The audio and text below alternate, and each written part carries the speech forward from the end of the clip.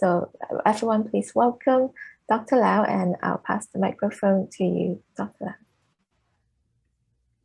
Thank you very much, Mandy. Thanks for the kind introduction. Hello, everybody. Thanks for coming to this breakout room to talk about science and business. So in the first hour, I will focus on my scientific career. And because I've spent about 12 years in science and only about 7 years in business. So that's pretty much the breakdown. So before we start, I'd just like to share a deck with you. So let me see if I can start the share. So basically my talk is about, is it possible to have a career in both science and business? So it seems very anti-intuitive because during my education since undergraduate, people always talk about you can either be one or the other. You can either go into business or you become a scientist. It seems like they have two different train of thoughts, two kind of thinking. Like it seems like you pick one or the other, you cannot have both. And today I'm here to tell you that it is possible. So the first hour I'll focus on the scientific journey that I have gone through. So first of all, a little bit about myself. Oh, there, Mandy is starting to share the screen. Thanks, Mandy. Yes, so we can have the next slide. So just a little bit about myself first. I was born in Hong Kong and I came to Canada at 15 and lived most of my life in Toronto ever since, in Richmond Hill actually. So I did my undergraduate at McGill University. At the time it was the top university in Canada, of course, it still is, according to some rankings. So I did biochemistry there with a minor in biotechnology. So I was exposed to a lot of business courses because of my minor in biotech. So that was intentional because at the time of my scientific training, I can tell from the different professors that some are really very academic. They want to find out about something about nature to solve a problem. And then there are others that are more working with industry. They try to attend to more like real world problems in science. So there's always this academia versus industry tug of war going on at that time. So some scientists even say that like the scientists colleagues who are working with the industry, they have gone to the dark side. It's like a Star Wars scenario, which is very strange, but some people still have that kind of mindset. So after my undergrad, I did Master of Health Science at University of Toronto. So this is more on the clinical biochemistry side of things. And I have at that time thought about having a career in laboratory medicine. So when you go to the doctor and after you see a doctor, you have to do blood work, right? In order for the doctor to find out more about what's happening with you. So the people running the labs that analyze your blood, those are people in lab medicine, whether it's the manager or the technicians there. That field is lab medicine. And after my master's degree, I worked several years in different labs. So as a microbiologist at U of T Dentistry, and also worked in England, the Sanger Institute, used to be called the Sanger Center, and they were involved in sequencing the human genome and in the early 2000s. And you might have heard of genome sequencing becoming very fast these days. That's how we have been tracking the pandemic. It's all because of genome sequencing advances, because it takes a very long time in the past to sequence a genome of something very small like a bacteria, but nowadays you can sequence the genome of a person or a very complex animal very quickly. And that led to a lot of advances in recent years. And I also worked at the National Research Council in Ottawa, also in microbiology, studying bacteria that are involved in food poisoning, especially in chicken. And then after a few years of working, I had a mini midlife crisis. Before I turned 30, I decided to go back to school and did my PhD in biophysics and molecular and cell biology at U of Guelph, University of Guelph. And after that, I have always planned on returning to the government for work as a research officer or some sort of lab manager capacity. But then because of the change in the environment of my old institute, so that didn't happen, and I decided to go into business and start my own company. So at that time, I saw this amazing machine. So maybe I should backtrack a little bit. So during my scientific career, I've always been interested in teaching the undergrads, whether when I was in grad school, like coaching them in their lab work and in their studies. So we have to be teaching assistants to the professors. So I've been teaching in many different courses. And also, some people really like to sit down and read papers or plan different experiments. But I guess my personal passion is to develop new techniques, to troubleshoot old techniques, and then invent new techniques to make the experiment work better, or even make them possible to do some new things.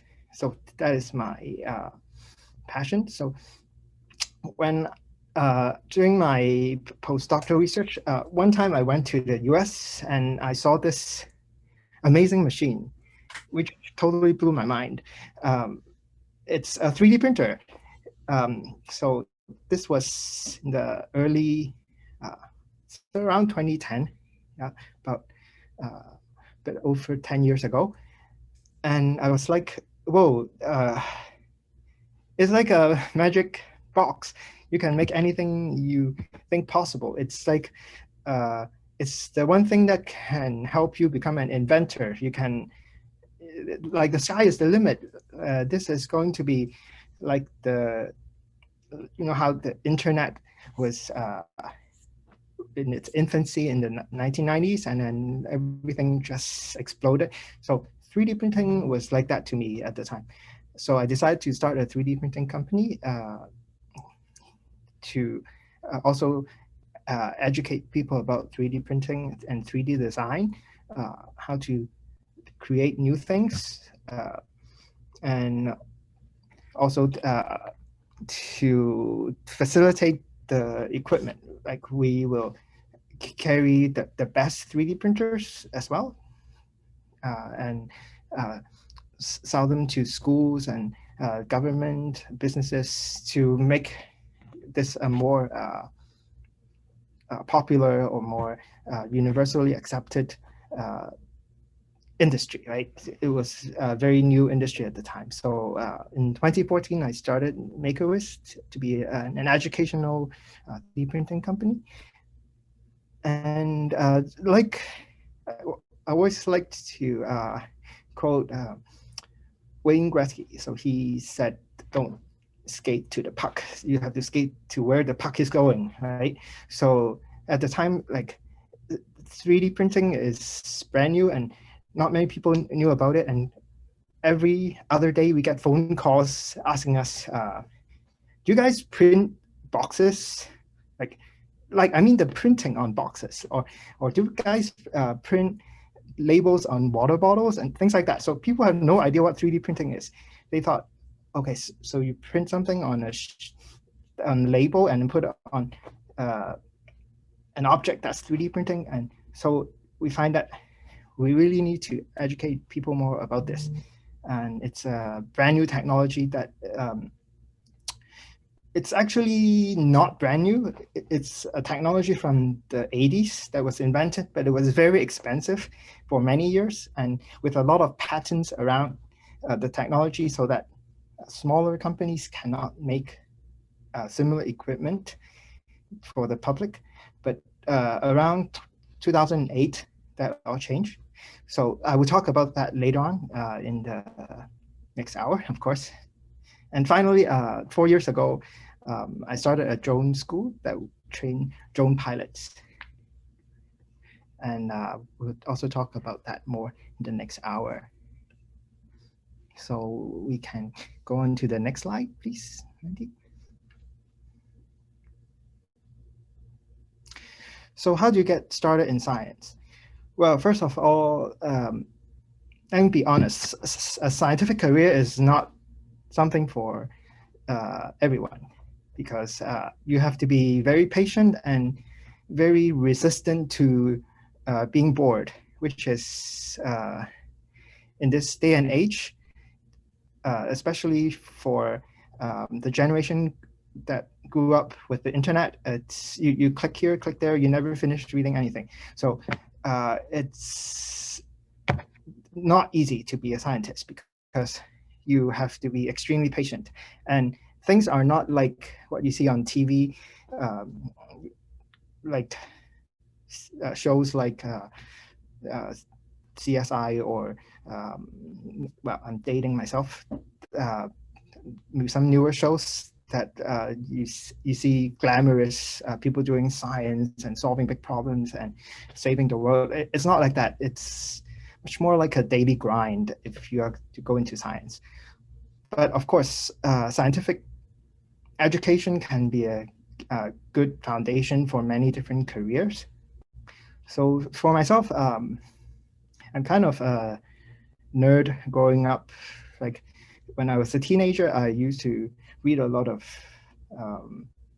biographies of like famous scientists like Newton, Einstein, and like and my favorite subject in high school was physics. And I always thought I would become an astrophysicist because what's cooler than studying space and the universe, right? Stars and planets. But because at the time, it was before the internet, of course. And instead of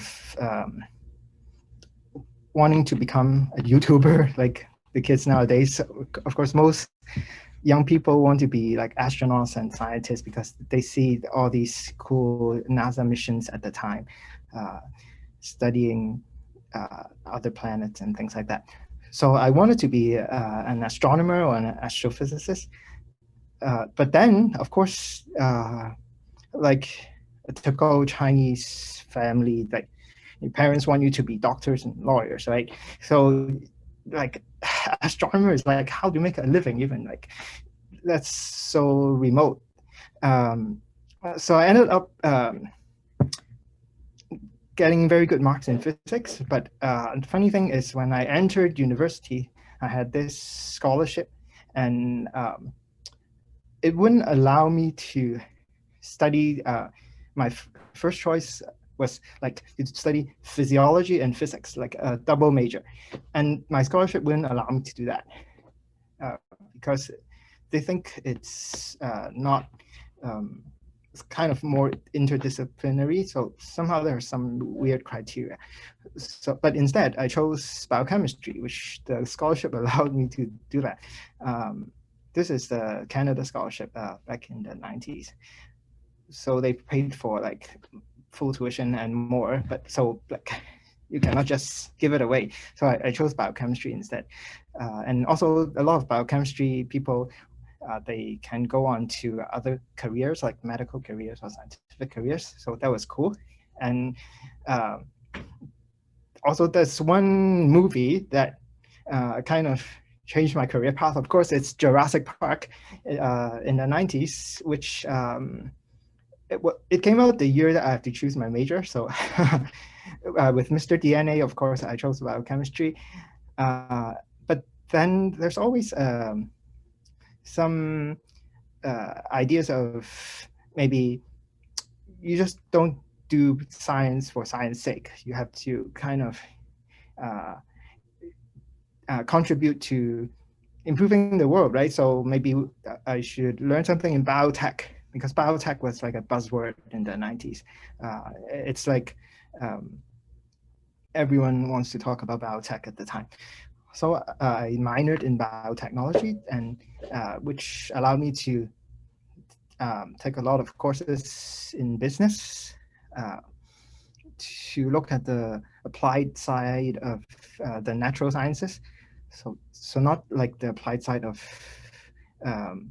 the physical sciences. That would be more engineering. So this is more how to apply biological knowledge to industry.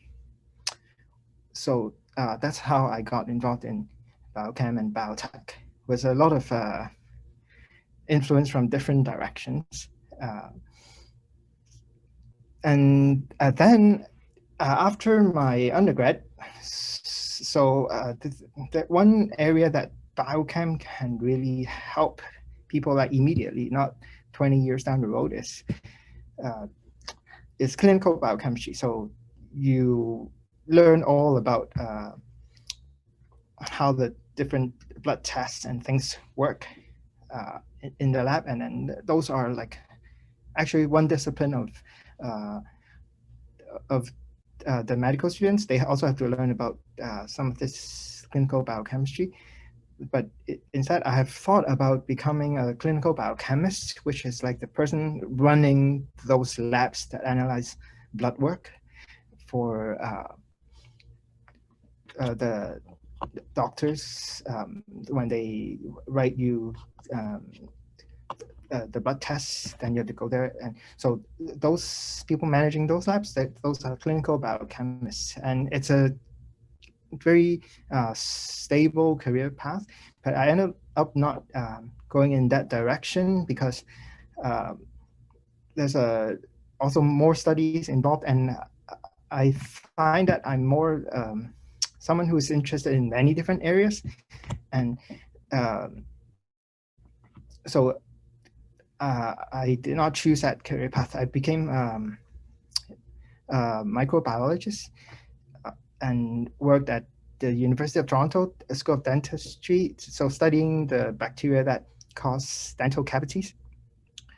And after that, I went to the UK, where they were doing genome sequencing at the Sanger Institute in Cambridge, and worked there as well. So we were studying these tiny little worms and finding out how the genes are affecting their behavior. And then finally, I moved into doing biophysics at the University of Guelph when I went back to grad school. And here I can do some more physics, which was my favorite high school subject. And then I studied biofilms, which are like cluster of bacteria that are resistant to antibiotics and antimicrobial drugs, and why they behave that way. And we were manipulating the genes of these bacteria and trying to find out what genes are controlling their drug-resistant behavior and how they attach to surfaces to start infections. So those have been my main area of my scientific journey in the past, well, it was about 12 to 13 years before I started going into business. And I think I probably got invited today. I thank the organizers very much for this, but because there are not too many Chinese Canadian scientists in the community who are, I guess, accessible to share experience with, because most Chinese Canadian immigrants like myself and who are not like born in Canada, they have a lot of family pressure to pursue something that's more immediately rewarding, not like science. They'll go into careers like engineering, computer science, doctors, like in medicine or in the legal professions. There aren't that many parents that are immigrants encouraging the kids to be scientists, right? Because it's a really long journey, and you may not get like rewarded very quickly. And if you go into academia, it's more like really a job that you really need to love. You really need to love doing the research in order to stay in it. It's not like every other day you have like a huge discovery that allow you to publish some world-changing papers. It's definitely not like that. So yeah, so you have to be very patient and persistent. You have to love your science or your area of science very much to pursue this area. And you have to think about whether you want to go into academia at the end after you finish your education, or you want to work for the government or work in industry. So those are the three main directions you can go into. Of course, you can start your own business as well, which I'll talk more about later. Yeah, so that is pretty much my journey in science over a period of around 12 to 13 years. And if any of you have some questions for me, we can skip the business slide later and come back to it. And yeah, we can go to Q&A if you guys have some questions or comments.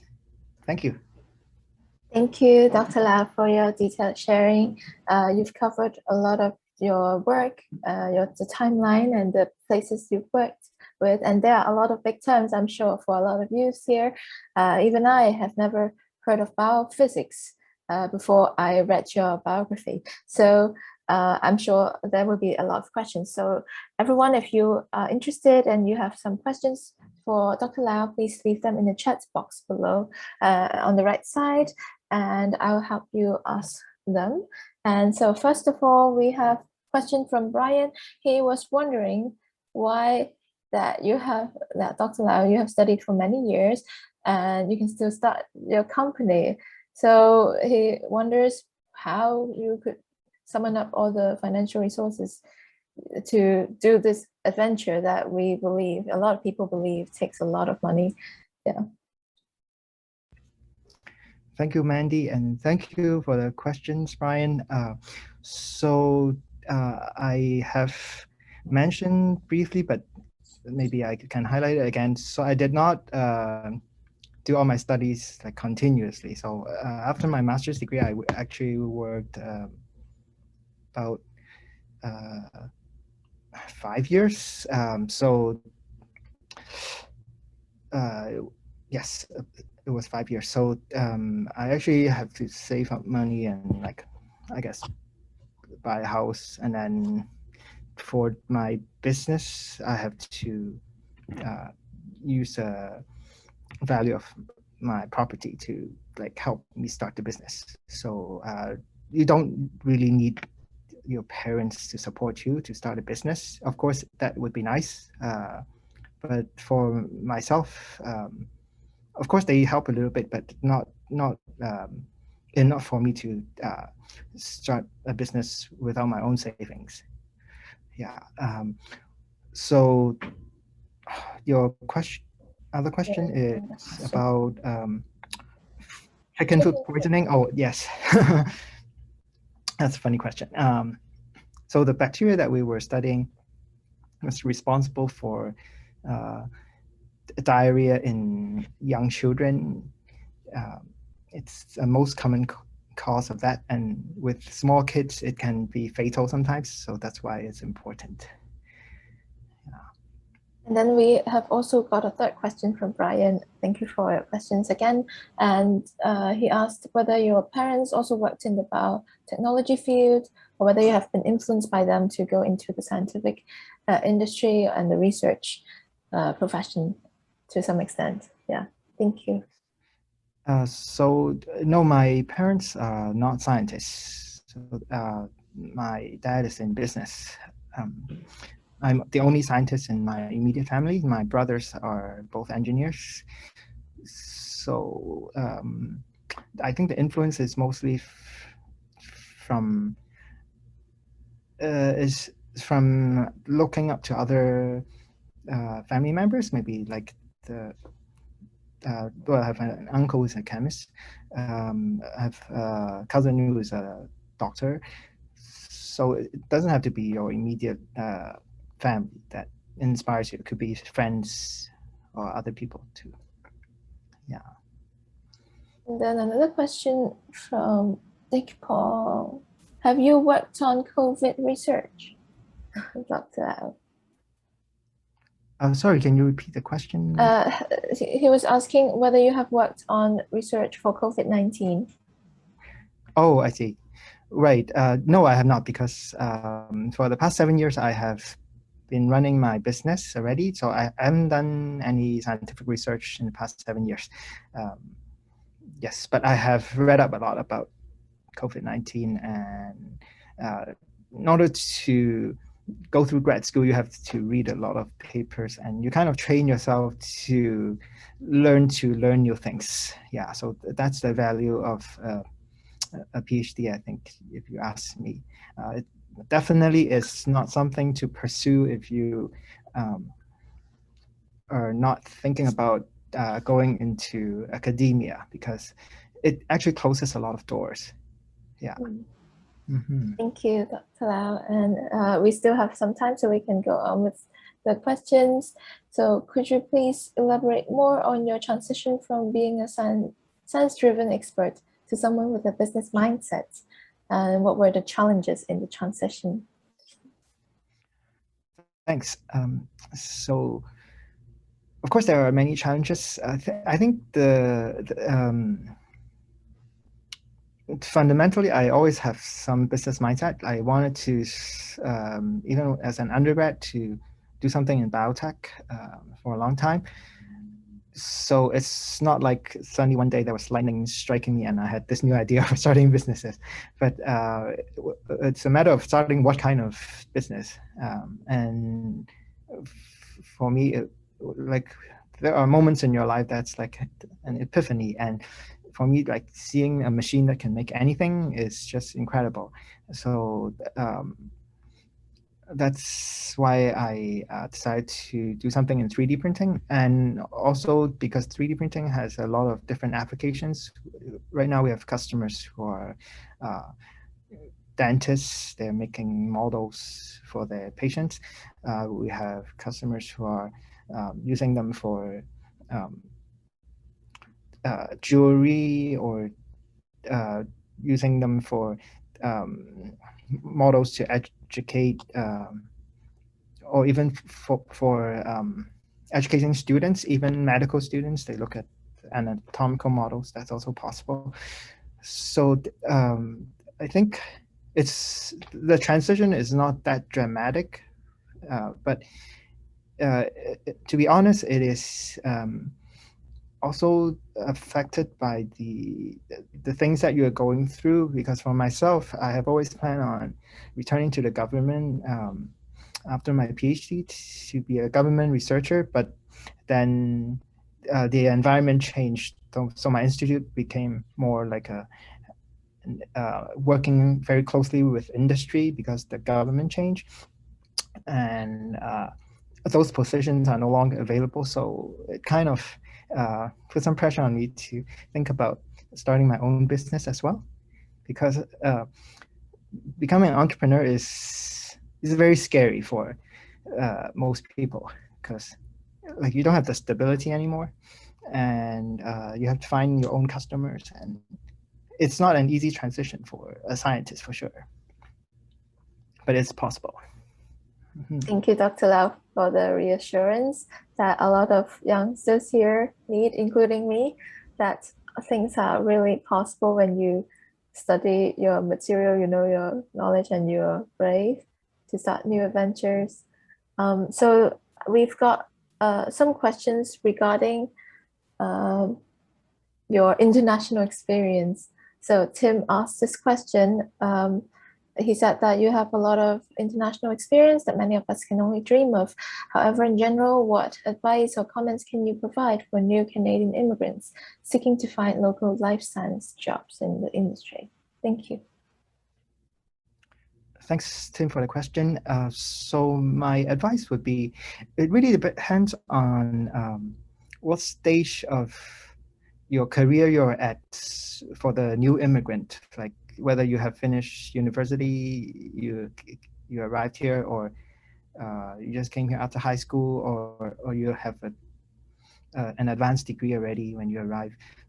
I would think that networking is very important if you want to find a life science job in Canada. And in Ontario, there are many groups that have, well, before the pandemic, they meet regularly. They have social networking events, and you can chat with a lot of people from industry about opportunities. And however, with the pandemic going on, of course, these in-person events have been drastically reduced. But there are still some silver linings, because with the pandemic, there seem to be a lot more jobs in life science now, because there's a lot more investments, whether it's the private sector or the government. They have poured a lot of money to, they realize that it's very important to have a handle on the latest research, and the country needs to have manufacturing capacity for things like vaccines, which we have abandoned for many years. So there are a lot of new opportunities now compared to before the pandemic, which is like a paradox, but it's good for this sector.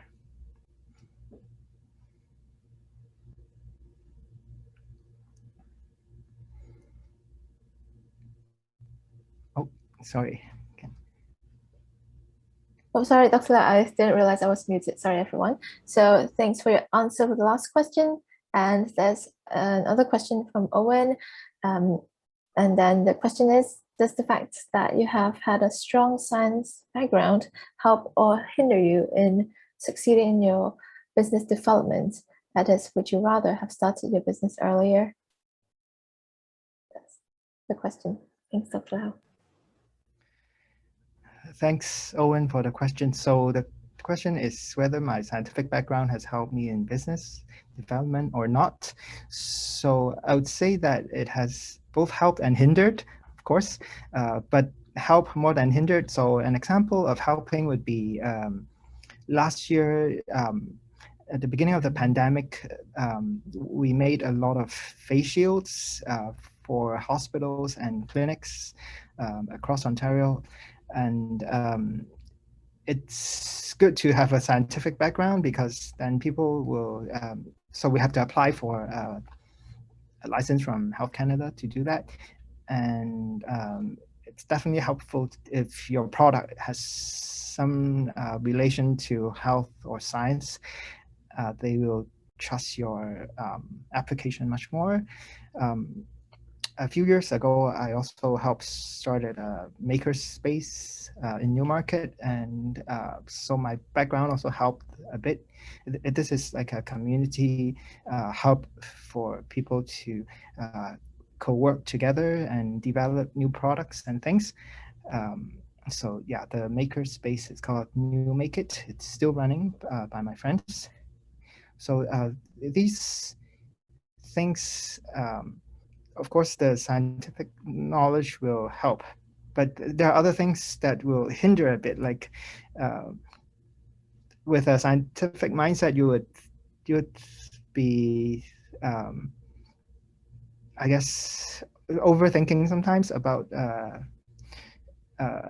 business development, like because I mentioned about the culture clash from maybe the 90s. There's the light side, the dark side. The scientists think the business guys are always like just there to make money, but then it's really not like that. So sometimes, I guess, if you have a scientific background, you're not as practical, but being in business, you have to be practical. So you have to kind of put that aside and find the most pragmatic solution to something instead of being more of a perfectionist. Like if I'm developing a product for a customer, like at a certain point you have to stop making it perfect, because it will never get out of the door if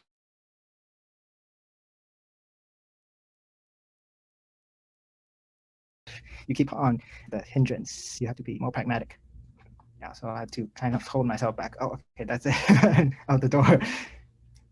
Okay, thanks, Dr. Lau. Yes, perfectionism that could be a hindrance, but also a very great motivator for success indeed. So everyone's, it's about time that we wrap up the session. And thank you all so much for posing your question. There are some questions that cannot be answered because of the time limit. So thank you all. And I apologize for the questions not being able to be answered.